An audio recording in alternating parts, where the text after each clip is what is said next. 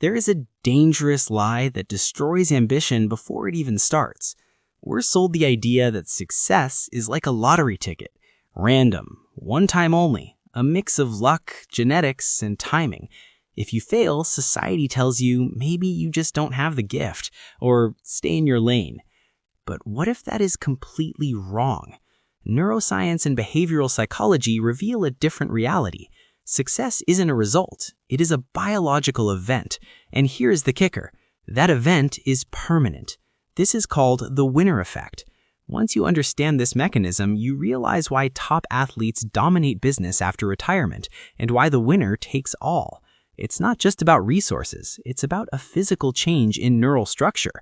We aren't talking about motivation here, we're talking about your brain's operating system. Chapter 1. The Black Box Theory. Let's dissect the mental model of the non-winner. For someone who has never won, the world is a giant black box. You put in time, you sacrifice weekends, you grind, and then you hope. You don't know what happens inside the box. You don't know if the outcome is inevitable or accidental. This is the origin of fear. When you stand at the starting line, your brain floods you with warning signals. What if this doesn't work? I'm not ready. I'm going to look like an idiot. Evolutionarily, this makes sense. Your lizard brain hates wasting energy on uncertain outcomes. So until you have that first win, every effort feels like gambling, and humans hate risk. But for those who have succeeded once, even just once, the black box is open. They've seen the gears turning. They see cause and effect. Input A plus strategy B plus time C equals result D. Once you see the gears, the fear evaporates. It's replaced by a cold, hard certainty. Chapter 2. From Guessing to Knowing. Here's a brutal truth. The distance between thinking you can and knowing you can is infinite. The value of success isn't the trophy, it's the shift from guessing mode to knowing mode. Imagine trying to find the exit in a pitch-black mansion. The first time, you're stumbling, you bump into furniture, you're anxious, you doubt your direction. But the moment you find the light switch, everything changes. The lights turn on. Even if they go out again, you now know where the couch is. You know where the stairs are. You're no longer guessing. This is why that first win is non-negotiable. It's not for the money. It provides your brain with evidence. When you have evidence, you rewire your dopamine pathways. Next time you face a challenge, your brain doesn't trigger the amygdala for fear, it triggers the hippocampus for memory. It says, relax, we've solved this logic puzzle before. This is why some people can go bankrupt and rebuild everything in a year. It's not luck, it's because their cognitive map is still intact. Chapter 3. The Replication Protocol. People ask, why do some people win regardless of the industry? Is it higher IQ? The data says no. It's because they've mastered meta skills. If you look closely, the algorithm for success is strikingly similar everywhere, whether it's running a marathon, mastering a complex language, or closing a high-stakes deal.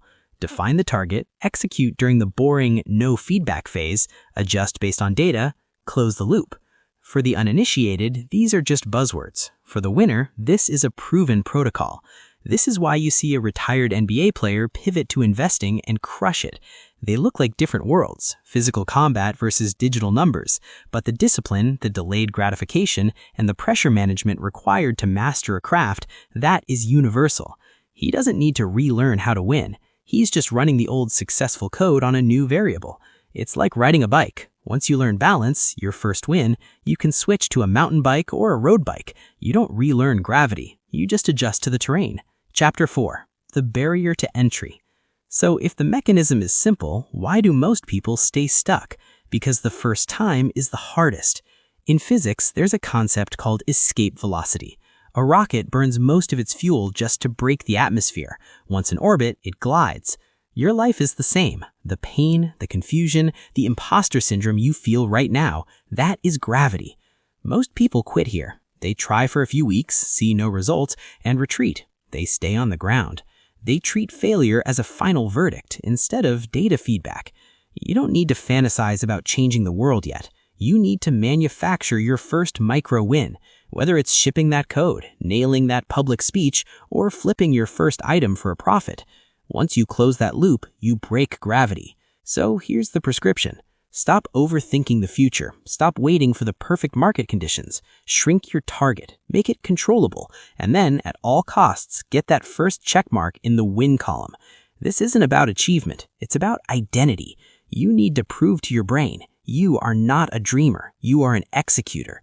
Once you have that proof, the system uploads to your subconscious. From that moment on, success isn't something you chase, it's just a projection of who you are. Succeed once and you will, in fact, you will have to succeed again.